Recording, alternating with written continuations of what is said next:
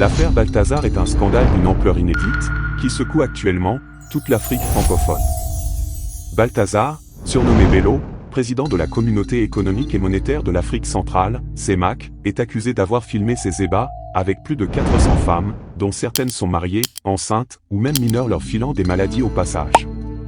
Ces vidéos, enregistrées dans divers lieux tels que des hôtels, son bureau et d'autres espaces privés, ont fuité sur Internet, provoquant un tollé général. Dans cette vidéo, nous allons essayer de comprendre tout ce que cela implique réellement pour lui, son pays et pour l'Afrique en général.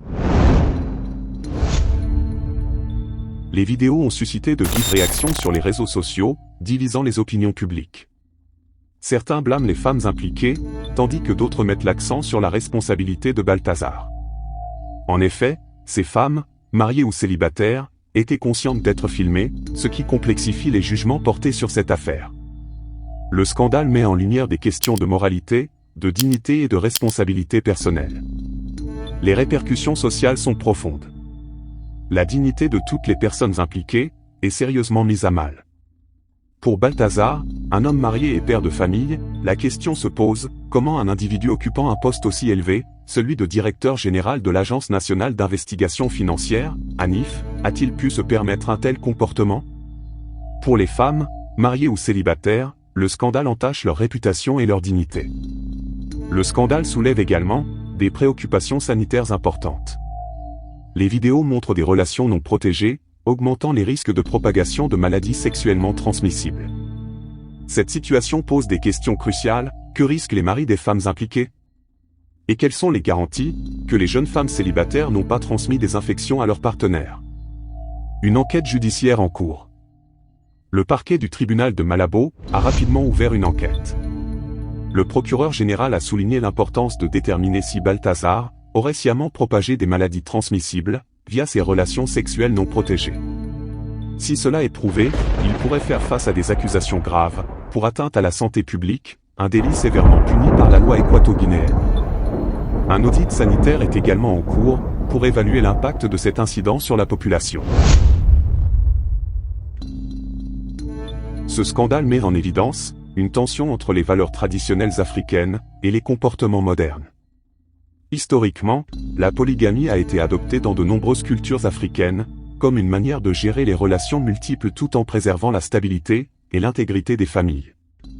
Nos ancêtres ont souvent pris plusieurs épouses, dans un cadre respectant les normes sociales et spirituelles. Aujourd'hui, avec l'adoption de modes de vie modernes, ces valeurs semblent s'éroder, laissant place à des comportements qui seraient jugés immoraux par les standards traditionnels. Ce cas illustre cette évolution, où l'acte sexuel, autrefois considéré comme sacré et intimement lié aux responsabilités matrimoniales, est désormais souvent traité avec une légèreté qui choque de nombreux observateurs. Les implications culturelles de cette affaire sont vastes. Elle remet en question les normes morales en Guinée équatoriale et, plus largement, en Afrique.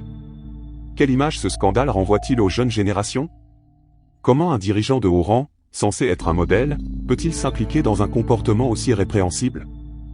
Ces questions hantent les discussions publiques, provoquant une introspection sur les valeurs et les normes morales de la société contemporaine. Sur le plan moral, ce scandale soulève des débats sur la dignité humaine et le respect des valeurs traditionnelles. Les communautés africaines, connues pour leur fort attachement à la famille et à la spiritualité, se retrouvent face à un dilemme: comment intégrer les évolutions modernes, tout en préservant l'essence des valeurs culturelles ancestrales? L'affaire Balthazar ne se limite pas à un simple scandale sexuel. Elle est un miroir reflétant des questions profondes sur la moralité, la santé publique et l'érosion des valeurs culturelles africaines face aux défis du monde moderne. Elle appelle à une réévaluation des comportements individuels et collectifs, à une introspection sur l'importance de préserver la dignité humaine, et à une redécouverte des valeurs qui ont historiquement soutenu les sociétés africaines. Ce scandale pourrait bien être un tournant, incitant à un retour aux sources, où la polygamie, la fidélité et le respect des engagements matrimoniaux étaient des piliers essentiels. Si ces valeurs ne sont pas restaurées, des incidents similaires pourraient se multiplier, ébranlant davantage les fondements de la société africaine contemporaine. Si cette vidéo t'a plu, n'hésite pas à t'abonner et je te conseille de regarder ce bel exemple de réussite au Burkina, où Ibrahim Traoré, le visionnaire du Faso, propulse son pays à des sommets vertigineux.